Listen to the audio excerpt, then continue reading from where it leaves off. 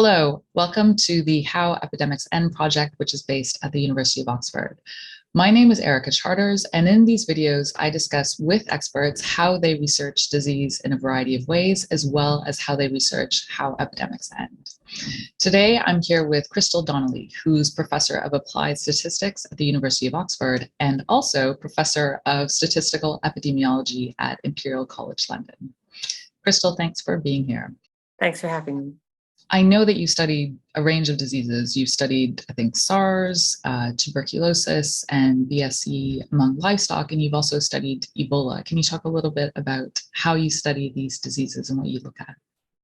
Sure. So, as you said, I'm a statistical epidemiologist, and many more people are familiar with the term epidemiologist now. So I study patterns of disease, but infectious disease is in particular, and that's important because with infectious diseases, the risk to you is not just dependent on your own behavior, but the behavior of people around you.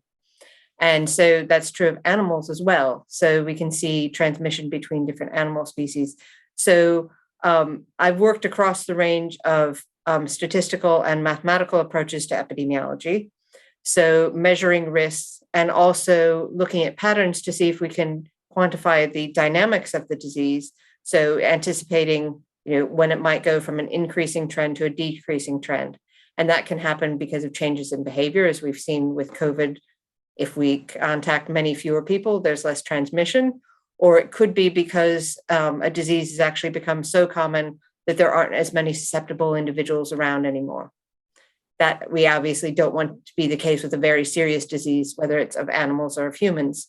But by quantifying the patterns of who's getting infected, how it's transmitting from one group to another, we can understand more about how it's transmitting, but also what the opportunities are for control. So can you give us a few examples of how this works in practice? Because I think probably a lot of people just know, oh, there's something called data, there's some models and some numbers, and then some kind of projection comes out the other end. So say for BSE or for something, one of those, I think, epidemics that was very much in the news in Britain, what exactly do you do and what kind of data do you rely on?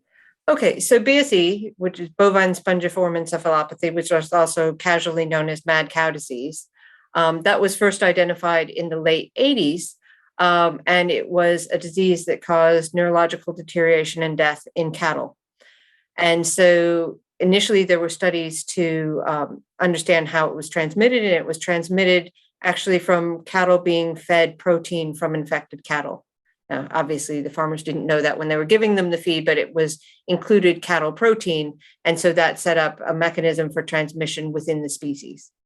So that had all happened before we got involved at Oxford. And when we became involved was when there was the announcement in the House of Commons, which was in 1996, that disease had been identified in humans, which was then called new variant Creutzfeldt-Jakob disease that was associated with BSE in cattle. So we then got access to surveillance data. So surveillance is how we watch for diseases as a collective population. And so then they recorded for individual cattle, when they had the disease, what age the animal was when it was onset, which farm it was in, and to some extent, what farms it had been on before, if that was known. And so we were able to look at the patterns of how many cases there were in each year and when those animals were born, and see how there had been an increasing risk initially. But then measures that were brought in 1988, which banned the feeding of ruminant protein to ruminants. So ruminants are things like cattle and sheep. And so they said no more feeding protein from those animals back to themselves. And that stopped the cycle of transmission predominantly. There may have been a little bit of cow to calf transmission, but it wasn't immediate. And that was what was difficult, was the measure was brought in the late 80s, but we didn't see the peak until years later. And the reason for that is the incubation period. And that's the time from when an animal was infected to when it actually showed the clinical signs of disease. And that was 5 years on average. So that was quite a long time between when there had been a dramatic reduction in infections and when we saw the subsequent reduction in cases. But we were able to analyze the patterns and also additional data where they had done deliberate infections and saw how long those take to show clinical signs of disease. So it's bringing all those different pieces of data together, both to get estimates, and particularly as a statistician, it's important to me to quantify how uncertain those estimates are, because uncertainty can be key if you're deciding on a particular control measure. Well, there's a good estimate of what the impact will be, how impactful a particular measure will be, but how uncertain are we? Are we very sure? Or do we think that that's our best estimate, but there's quite a lot of uncertainty? And that can make a real difference, particularly if it's expensive to do, on what decision is made. I think it's really fascinating to think about trying to kind of pin down uncertainty in situations which obviously must be very fluid, and in which obviously I'm sure politicians and the public really want certainty instead. And you're actually under pressure to kind of explain the limits of what you can provide detail on, and what's certain knowledge and what might be somewhat uncertain. And I was thinking, I know you've also worked on Ebola, which of course also had, I think, a long development thinking about what it might mean to have projections, and also thinking about what the end of Ebola would look like and how we might determine that. So can you explain a little bit about your research on that disease? Sure. So I initially started working on Ebola with colleagues at Imperial College when we got involved with helping the WHO respond to the outbreak in West Africa. And so that was the first outbreak of Ebola that had happened in West Africa, although there'd been previous outbreaks before, much smaller. It ended up costing thousands of lives in West Africa. It's a highly infectious disease. It kills the majority of people, even with medical support, who get infected. So it's just devastating to communities and to the individuals who are affected. But it can respond well to non-pharmaceutical interventions, which we now hear more about. So those are the isolating cases, isolating people who may have been exposed, monitoring them very quickly so that if they have become infected and potentially becoming infectious, that they don't go on to infect others. And so that's a lot of on-the-ground work with people who are in a situation where there is this deadly disease spreading, going and finding individuals, finding out from themselves or the people who live with them who they came into contact with, and tracing all those individuals. Some people would have public health officials show up and take their temperature every day while they're being monitored for a couple of weeks. It is a disease where there are infections out in an animal reservoir. And so that is believed to mainly be bats, although there can be potential for transmission through other species. For example, through gray apes can get it as well. And so people could get it that way. And in that case, there will always be this opportunity for another transmission into a human population. And then it can very easily spread from person to person. So what we look for at the end of an epidemic, that's the end of that particular Ebola epidemic rather than all of them in particular. And so usually there is a sort of time frame at the end where there are no additional cases identified, but then you don't just say, well, okay, we haven't seen one today, we're off. It's a matter of how long you wait until you're confident that there won't be any more cases. And we have to allow for the fact that not just how long it takes, that incubation period, the time from becoming infected to showing the signs of disease, but also the possibility that the surveillance system may miss occasionally some cases. And so it's important to make sure that there was time for not just that you saw no cases, but in case you missed one or two that time, did they infect any others? And it can be made more difficult because it has been shown in a couple of cases that people have become infectious later after having recovered from the disease. And so that can lead to flare-ups even at the end. And particularly in West Africa, where there were multiple countries involved, and so therefore a big geographic area, there were times when a country declared their particular component of the epidemic over, and then they had additional cases. Now, sometimes that can happen by reintroduction from a nearby country, or it could be this case where you have a flare-up and somebody suddenly, apparently they did have virus in them and it became infectious again. So both of those things mean that you have to be very cautious at the end of an epidemic. But right now, we don't have any Ebola epidemics ongoing, but we're very certain that there will be additional ones. And it's just, as a community, we know how to deal with them, but there still can be devastating in that time between when they're identified and when they finally are brought under control and reduced to no cases. I think one point that's very striking is how, as you described with Ebola, there you're discussing outbreaks, so repeated outbreaks, and you can talk about a specific outbreak ending, but then also thinking that another thing might continue, but also I guess the political and the economic significance of being able to state that that outbreak is over, because of course that has policy implications for people traveling, for people returning to work.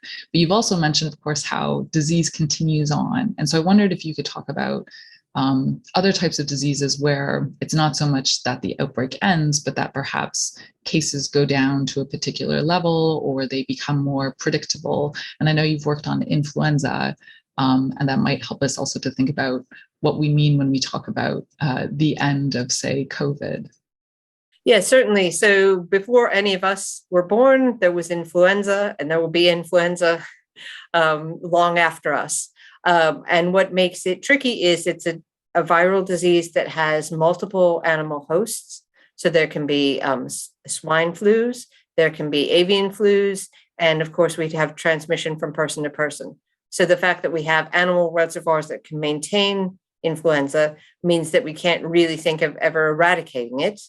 But on the other hand, we do function as a society quite well, despite there being influenza around every year.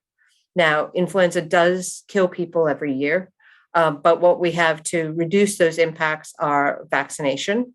And also, within particular settings, for example, a care home, there can be measures that are brought in if there appears to be influenza within a care home setting to try and reduce the risk of transmission between residents. So that can come in. We had a large pandemic of what was that's what causes a pandemic, is there's a new strain of influenza that shows up. This was in 2009. Probably the estimate is about a third of us got infected over the course of that epidemic, which is very large, although of course we're seeing very large spread of another disease right now. On the other hand, we didn't see that then disappear. So it goes down to lower levels. It becomes more predictable in the sense that we see now seasonal flus in the way we'd expect to before. We have seen less flus over these last couple of winters because of social distancing, because if we stay further away from other people, it reduces the risk of spreading COVID between each other, but also spreading other respiratory diseases, including influenza. So the last 2 years have been unusual for the transmission of influenza, but it's still the case that we have multiple strains of influenza out there and grouped into big groups of influenza A or influenza B. But it's certainly the case that people still get the sort of influenza that caused the pandemic, but it's just because there's so much immunity that's built up, partly from natural infections and partly from vaccination, that it's not causing the huge problems that it did before. But these are still out there, and I'm very confident in predicting there will be another influenza pandemic, but the severity of it will very much determine its overall impact on populations. Lots of people will get infected, but because we can't immediately produce vaccines straight away for worldwide production. But as you've seen, vaccines are developed more quickly and can be delivered more quickly than ever before, and that helps mitigate the impacts of these epidemics. But when does it end? There's not really one point at which you can say, okay, it was a pandemic. Now there is a declaration of the pandemic being over, but that's sort of a WHO, that's World Health Organization decision, based on various characteristics. But when the epidemic itself is actually over, there's no one point at which you say, okay, well, it's now changed from an epidemic to being endemic disease, which means that it's sort of always with us at a sort of more predictable level. That can still be higher in the winter than in the summer. But that's sort of a gradual process of it sort of settling down. So there isn't one, it's not like a shutting of a door, but it's sort of gradually moves from being more like a large outbreak to moves from being less like a large outbreak and more into this settled pattern.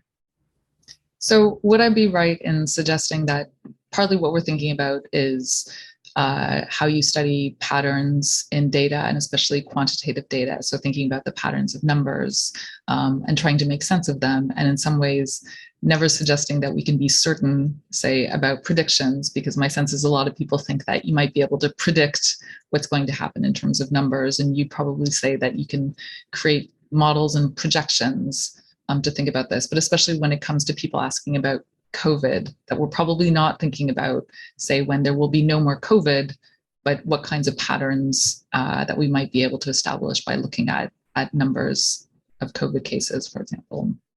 Indeed. So there are different scales of prediction or projection. If you're saying, well, how many cases might we see over the next week? That's a much easier thing to try to do accurately than to predict over over a month or over 3 months, particularly because we have the possibility of these new variants showing up. But we try to analyze data from several different studies. So I'm involved with a study called REACT, which is real-time assessment of transmission in the community of COVID-19. And so what happens is essentially nose swab kits get sent out to people, about 100,000 people each round reply, randomly chosen, send theirs back, and then it gets sent for PCR, which is a very sensitive diagnostic test. That allows us to get an idea of how much SARS-CoV-2 infection there is in the community.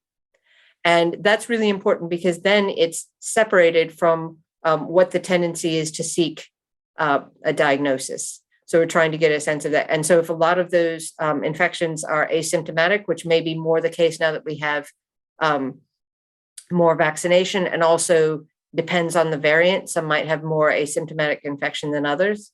Looking at those patterns is really crucial. We combine that with data on numbers of individuals who have severe disease so that they go to hospital, numbers of people who sadly die infected with SARS-CoV-2. And those pieces all come together to form as complete as we can a picture of the situation now. But predicting what's going to happen in future, it is fraught. And particularly, we can say that new variants will arise. I'm very confident saying that this isn't the last important variant. But what it will look like, where it would show up first, nobody can say with any certainty. So there are some inherent uncertainties in the system, but we can be prepared and know what data to analyze when they do arise. That's a great summary of what I know is a very complex practice and methodology, and all sorts of different kinds of data and analysis ongoing. So thank you very much, Christl, for sharing your research and your expertise with us.